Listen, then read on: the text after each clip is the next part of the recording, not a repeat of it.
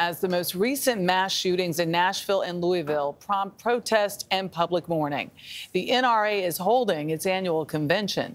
Some Republicans with an eye on 2024 are using the gathering to shore up support with the organization's members, while at the same time responding to calls for stricter gun laws.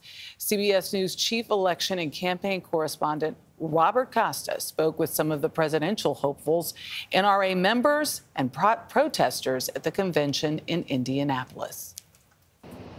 Good morning. The Republican presidential race has taken a brief detour from those early voting states of Iowa and New Hampshire and come here to Indiana for the National Rifle Association's annual gathering. Many Republican contenders yesterday made their pitch to the attendees, but the debate continues to rage nationwide on gun rights. Is there anybody in the room who doesn't own a gun? Please raise your hand if you have the courage. Former President Trump rallied the NRA crowd Friday. But let's be very clear, the issue is not too many guns. The issue is too many thugs, hoodlums, and savage criminals on our street. Instead of getting these dangerous killers into jail, we have radical DAs.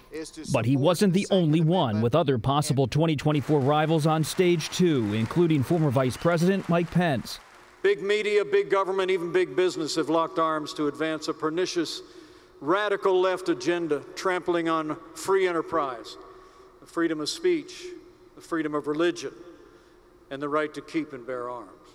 For Pence, a former Indiana governor, it was home turf, and while they avoided making a joint appearance, it was still the first time he and Trump have shared a stage since they left office. Former NRA President David Keene told CBS News that Trump is popular here, but the race is fluid. Well, before we get to the actual nomination stage, I think the NRA is always up for grabs. Off stage, some of the other 2024 figures made their way through the halls, greeting activists and talking with reporters. It's been interesting to hear a lot of the speeches today and the focus that each of the speakers has had. You know, the people in this audience want to hear from people that will continue to fight for them and their Second Amendment rights. While this gathering is known for having 14 acres of guns and gear, it is also a focal point in the nation's intensifying debate over guns and violence, following recent mass shootings in Louisville and Nashville.